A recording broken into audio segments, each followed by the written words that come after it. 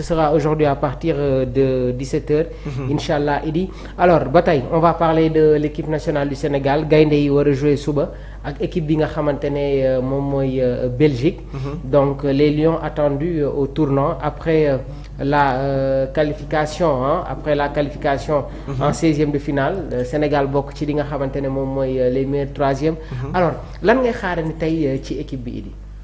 waaw yaakaar naa équipe bi li ñuy xaaran si moom mooy ni mu jeexalee le match contre l'Irak ñu démarré ko contre la Belgique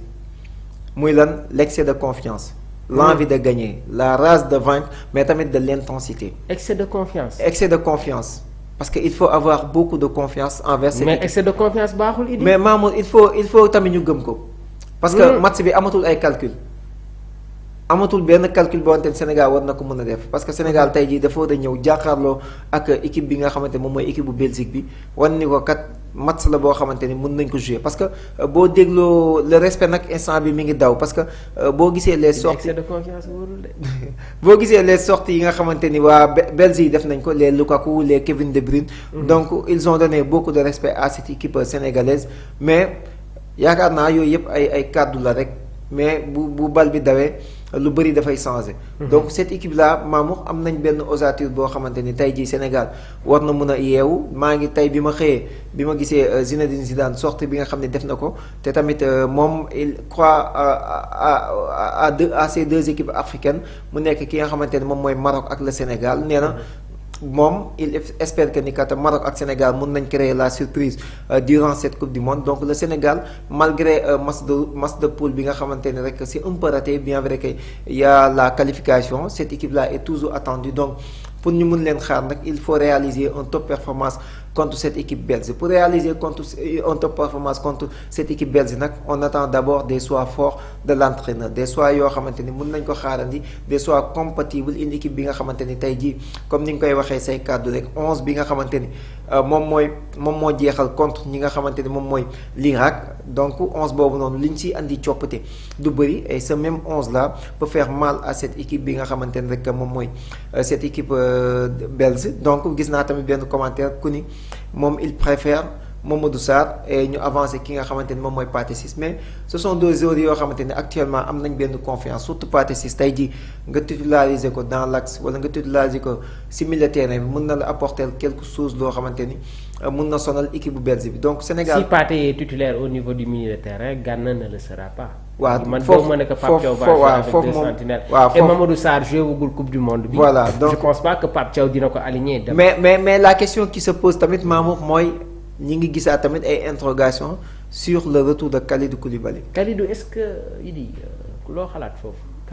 Man de vitesse bi ma gis mu def démb ak Bara Sapoko Ndiaye. man je pense man dama senti benn lourdeur. dafa diis ba tey. man j'aurais préféré comme que Mamadou Sarr ba tey jii amagul ay minutes te si on va vers un match décisif pas de second sens man de je préfère Pathé Ciss mu ñëw à la place de Kalidou Koulibaly bien vrai que nag il se donne à fond à l'entraînement parce que ñu ngi koy gis mais Pathé Ciss ñaxate essayé nañ ko te boobu ba léegi 2 matchs jëluñu si ay buts donc pourquoi ne pas essayer cette charnière bi nga xamante ni moom moo war a dem mais daal ak lu munti xew Mamour dama seetaan Maroc démb surtout El Ainaoui mais man pour man on doit s'inspirer de cette équipe marocaine xam nga fan ban côté la ñu war a inspirer aussi cette équipe marocaine Mamour mooy l'attitude quand l'équipe perd le ballon. Mais cette attitude là moom la Sénégal wala inspiré wu parce que Maroc boo seetloo match bi démb repli défensif yi gaaw na marquage bi baax na dañ lay même bu laajee marquage à 2 à 3 dañ koy def. mais coûte que coûte amul benn moment boo xamante ni bëriwul ay séquences ci match bi yoo xamante ni Pays-Bas yor nañ bal téye ko benn 1 minute wala 1 minute 30. coûte que coûte marocain dañ koy nangu parce que lan il y a de l'intensité. Le physique est là te tamit ñoom xam nañ ni le potentiel est là donc coûte que coûte dañuy dem au marquage récupérer le ballon muy Saybari muy El Ayouna muy Boadi ñoom ñëpp dañoo nekkoon au charbon. donc coupe du monde bi on a vu que équipe yi gagné seen match yu bëri c'est parce qu'ils ont mis beaucoup d'intensité dans le jeu pour tamit nga mun a exceller si li nga xamante ne moom mooy sa match. donc loolu tamit man dafa nekk loo xamante ne dama koy déplorer parce que tamit le manque d'intensité de cette équipe sénégalaise dañ koy gis quand l'adversaire a le ballon quand l'adversaire décide de jouer dans les transitions aussi on a un problème pour défendre donc yooyu tamit ce sont des choses à améliorer maa ngi doon waxtaan ak léegi un ami que je salue de passage Ablaye Ndiaye dama statut le Maroc est-il la meilleure équipe la meilleure nation africaine durant cette coupe du monde mu message ma ni ma coach rek lañ ñu ëppalee ma ne ko noo ëppalee wuñ ñu coach su kase mais intensité bi ñuy teg Sénégal tegagu ko te tamit deux profils yoo xamante ni ñun dañ ko xaw a manqué en équipe nationale jamono ji muy le rôle que joue El Ayouna mais tamit la palette technique que apporte ki nga xamante moom mooy Boadi au sein de ce milieu de terrain parce que jamono ji deux joueurs yoo xamante ni dañoo am yaakaar si ñoom mais jusqu'à présent ils sont méconnaissables bien vrai que muy Lamine Camara ak Habib Diarra bien vrai que Lamine se débrouille mais ba tey ji xar kanam bi ñu gisoon ci Lamine Camara gisatuñ ko te ce sont ces deux jeunes là ñoom ñaar kuñ ci titulaire mu accompagner Pape Gueye ak Idrissa Gana Gueye c'est eux qui devraient accélérer mais c'est eux qui devaient aussi amener le déclic donc mais ba tey ji palette technique bi nga xamante ne ñu ngi koy gis ci Boadi xaw nañ ko manqué aussi fraîcheur bi ñu am ñoom parce que c'est la jeunesse par rapport à l'âge de Idrissa Gana Gueye Pape Gueye lenteur am nekkul loo xamante ne du âge du dara mais dañ ko dafa ya depuis le Havre ba tey loolu gis nañ ko si moom sax xam na ko mais nee na loolu mooy force am donc loolu dañ ko gis mais donc marquage bi pour man moom mooy de base. il faut gagner la bataille du milieu de terrain et cette équipe sénégalaise pour man ils doivent mettre plus d'intensité pour espérer gagner des matchs wala nga plier match à la première mi-temps ou tout mais man je pense que ni intensité bi nga xamante ni moom la yeneen équipe di footballé Mamour Sénégal da ko war a andi et une fois ñu gis intensité boobu parce que keroog boo xoolee en deuxième mi-temps après l'entrée de Pape Alassane Gueye Idrissa Gana Gueye dafa gën a monter en puissance mais Pape Gueye aussi il faisait des efforts énormes yoo xamante ni à chaque fois ñun bu ñu yoree bal moom da koy fekk surface adverse mais ak temps boo fekkee adversaire dafa yor bal moom da nga koy gis mu participer si suñu zone marquage ba am na benn retour benn repli bi mu def su muy jib mooy moment bi muy jël carton jaune bi c'est parce que boobu ñun ñoo demoon à l'offensif on a perdu le ballon il a fait un repli si milieu de terrain mu def faute si la jëlee carton jaune am donc loolu lañ soxla si équipe bi fraîcheur boobu noonu lañ soxla intensité boobu lañ soxla ku sonn ñu génnee la loolu mooy football coupe du monde bi nii. loolu moo fi ne parce que salaire beeg yooyu da ngay joxe li nga am après on te change. alors on va rester un peu sur les individualités xam naa di nga ñu jox suñu compo programme mais tey jii y a un dilemme sur le côté gauche de la défense entre El Hadj Malick Diouf ak Ismaïla Jakobs Idi. waaw xam nga tey jii côté gauche bi yaakaar naa les cartes sont redistribuées. parce que El Hadj Malick bien vrai que qu'il a été préféré à Ismaïla Jakobs match contre l'Irak mais ça ne veut pas dire que ni El Hadj Malick est en train de faire une mauvaise compétition. parce que El Hadj Malick par rapport aux adversaires qu'il a fait face ci compétition bi Jakobs defagul face à ses adversaires on peut dire comme les Sorloth bien vrai que ñoom ñaar ñëpp testé nañ leen ci Sorloth comme ñi nga xamante mooy ay Kylian Mbappé ñoom Ousmane Dembélé parce que suñu plus grosse occasion bi ñu am contre la France moom moo récupéré bal bi ci Kylian Mbappé bal boobu la Nicolas Jackson di dóor ci poto bi donc moom it nekk di def compétition face à de très très grands attaquants Michael Olise bi nga xamante ni tamit à un moment donné Olise xawoon na jël ascendant bi ci moom mais à chaque fois football la latéral moom foog nga xaarandi excentré parfois muy jël ascendant ci yow. donc man de préférence nag. avant le début de cette compétition j'avais toujours choisi ki nga xamante ni moom mooy El Hadj Malick Diouf parce que